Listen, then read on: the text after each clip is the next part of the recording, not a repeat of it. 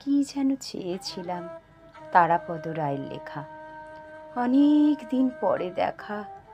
কেমন আছেন জিজ্ঞাসা করতে গিয়ে হাত জোর করে বলে ফেলি, ধন্যবাদ। আজকাল আমার ভীষণ ভুল হয়। দিল্লির ঠিকানা লিখতে গিয়ে কলকাতার রাস্তার নাম লিখে ফেলি।